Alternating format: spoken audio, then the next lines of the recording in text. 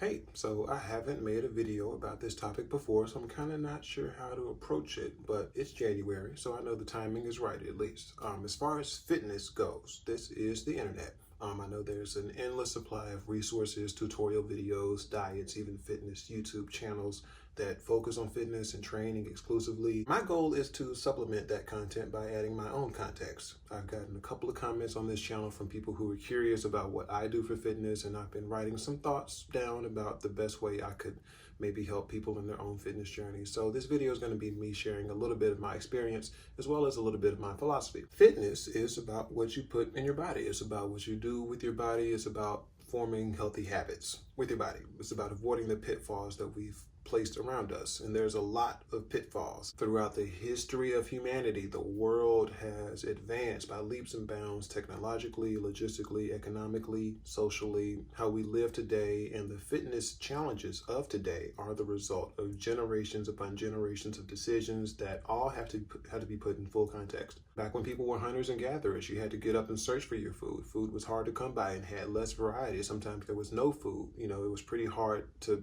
overeat. It was pretty impossible to not exercise. Our bodies evolved to seek out food that was high in energy. That's why meat and fatty foods and sugar taste so good to us. We learned how to harness fire, and soon after that we started cooking. The benefit of cooking is that it breaks down the food for easier chewing, easier digestion, better absorption of the nutrients, all great stuff. Fast forward to villages, there was the time of lords and serfs where you could be a fat cat if you were rich and owned land, but if you were a regular person, you still had to struggle and most likely work the land in order to eat. You might be malnourished from only eating potatoes or only eating rice. You might starve altogether if there's a famine or disease that would spread through the crops. That's why ancient humans learned to store things for a rainy day and preserve food, and built silos and put salt on meat to make it last longer. Good stuff. When you fast forward to the 19th and 20th centuries, our food solutions got very sophisticated. Like if you had money, you didn't have to grow food at all. We developed trade routes for ships and railways for trains to transport food from anywhere in the world to anywhere in the world. Exotic foods from other countries that were previously reserved only for rich people were available to everyone for much cheaper prices. So food over time was starting to become an experience, like the first time in history that happened for food. Having good taste, having a sophisticated palate, and going to exotic and interesting restaurants became emblematic of one's social class. Food science improved. We figured out new ways to preserve food, new ways to flavor food, new ways to mass produce it, new ways to market it and sell it. At this point in the 2020s, it's all marketing and profits pretty much when it comes to food. Food companies spend billions on advertising. They fight tooth and nail for the perfect position on the shelf in the grocery store with packaging that's focus group tested to have the most appealing color and design. Candy companies cater to every single desire and craving. Fast food companies have capitalized on the human body's constant need for food and convenience by plopping franchise restaurants on every city block, on every highway exit in every country. And their incentives aren't to make healthy food. Their incentives are to make food that's cheap, that's addictive, that's convenient. They don't care about your health as long as you keep coming back and spending money. I'm not trying to go on a whole tirade about how fast food is evil. I know fast food has its place, it's fine in moderation and it's very useful. Like if you've got things to do, you might be busy, you're running a lot of errands and you need a quick bite. My point is that when you're thinking about your fitness, it's really important to understand the world we live in, the world that human beings have created, and all of the pressures and incentives that we put on ourselves by interacting with it. The reason I spent so much time just now talking about food is because fitness is about diet and exercise, and most of that is mostly just diet, since it takes you 2 minutes to eat a burger but 2 hours to walk off those calories. This video could have been 5 seconds long. I could have just said, if you want to get in shape, eat less, exercise more, drink water. But the reason that staying in shape is so difficult isn't because people don't know how to do it. It's about having the willpower. It's about the consistency. It's about having resilience. It's about conviction. Like, why do you want to get in shape? Is it so that you can look good in a bathing suit? Is it because you want to date somebody who's hot? Maybe you want to be able to do physical labor without injuring yourself. Maybe you want to age gracefully and be able to play with your grandkids without breaking a hip or spraining a knee.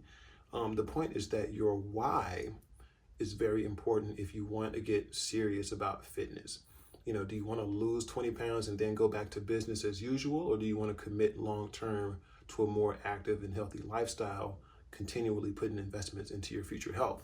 It's important to answer these questions and figure out your own motivations and convictions because they will be tested. It's a complete mental game, really. It's a battle between your personal aspirations and your baser instincts. And the free market, the outside world, has a whole lot of firepower to appeal to your baser instincts. Think about the amount of advertising you see in a day for unhealthy food. The commercials with budgets in the hundreds of thousands of dollars with the sole purpose of getting an idea stuck in your head about some food item. Think about the number of people who can name more fast food chains than they can state capitals. That's what marketing does to us. It's the 21st century, and human behavior is not only predictable, it is programmable. Show me a generation of people who grew up with only fast food and Costco, and I'm going to show you a group of people that are going to have trouble staying in shape, throughout the rest of their life. It comes from decade after decade of prioritizing profits and, marketing over human health, really. You have a surplus of food with high calories and low nutrients with less focus on food with high nutrients and low calories. And if you have that in a densely populated area, that's a recipe for unhealthy people. So that's the predicament we're in. We've got a consumer culture where everything you desire is at your fingertips. You can literally tap on a magic piece of glass and the world will come running to you with whatever you want as long as your car doesn't decline. The world as it exists today is almost designed to give you short-term hacks to happiness with long-term consequences that you can just kick down the road. We literally created chemicals and synthesized compounds to hack our own brains and hijack our pleasure centers, even hijack our willpower. Think about the number of people who struggle with substance abuse and addiction. We've externalized and commodified so much of what appeals to us that you can essentially lose agency of yourself if you're not mindful. We chase highs, we like things that are easy, we crave convenience, and even if we resist the urge to take a shortcut one day, life can wear you down over time. If you're young, you might be able to consume whatever you want without worrying about your health. But what about when you get older and your metabolism slows down? How easily can you change your habits? If you're fresh off the weekend and well rested, you might be able to resist a greasy burger with fries and a drink. But what if work is stressing you out this week and you're behind on your mortgage and you got 2 kids at home that are bugging you and Burger King just came out with that new thing that you've been wanting to try? In the 21st century, mindfulness is the difference between the people who stay in shape and the people who don't. The people who say they will and the people who actually do. Full disclosure, I'm not a doctor. I'm not a licensed trainer or dietary expert. I've never been any kind of varsity athlete. I'm a neurotic eccentric who only turned into a cool guy because people like my videos. As far as fitness goes for me, I've been pretty lucky. My mom always wanted us to eat healthy. She would buy food that was low in sugar. She would cook vegetables with most meals. My brother and I didn't like it that much at the time, but it made us grow up big and strong, so I appreciate that. As kids, we played team sports and stayed pretty active, so I've always been pretty lean. When I first moved out the house and started making my own money, I didn't care at all what I ate. I barely knew anything about nutrition, but I did know that my youth was a gift. I knew that eventually life catches up with you and that when it comes to fitness and nutrition, I was gonna have to care pretty soon and learn pretty fast, especially if I was gonna make a habit of pointing cameras at myself all the time. Again, still not an expert, but a few years ago, I decided to try and get more vegetables into my diet. And I did succeed. If you're a picky eater, if you find vegetables difficult, this part is for you. I've always been a picky eater to a fault. I hated salads, I hated eggs. I still won't eat deviled eggs. I've got weird hang-ups when it comes to texture, temperature, and taste. It's tough for me to change what I eat, but I did because I wanted to. And it happens slowly. These days I can eat some salads without gagging. Eating healthy pretty much comes down to avoiding sugar and processed fats, getting fiber and vitamins and getting enough protein. So fruits, vegetables, and lean meats are where you want to be. Bread, pasta, rice, and potatoes, not so much. Carbs break down into sugar. However, wheat bread, brown rice, and sweet potatoes have a lower glycemic index, so the carbs digest more slowly and your blood sugar doesn't spike as much. Better for your body. Eat as many greens as you can, drink your water, be consistent with it, day after day. And I started doing that kind of in my fitness thing. And when I started doing that, I felt a difference in my body. You can feel a difference, I felt more energized. My skin was clearer. Diet makes a world of difference. Just got to experiment and find what works for you. Pick a healthier menu option if you're ordering food. Find a simple dish you can make for yourself at home that's healthy and that tastes good. Keep junk food out of the house and only buy it on special occasions. When it comes to vegetables, I've always been partial to steamed broccoli and carrots, sometimes green beans, but I recently got put onto Brussels sprouts, which get a bad rap, but are pretty delicious if you bake them up with some garlic and a spritz of lemon juice. I mean, if you put some bacon bits in there and throw in a side of rice, the human body is an amazing machine, but unlike most machines that wear down and break the more you use them, your body actually gets stronger through use. The problem is that we don't use our bodies enough. For that, I blame office jobs, cars, leisure screens. Most people sit down too much. It's bad for your back, it's bad for your neck.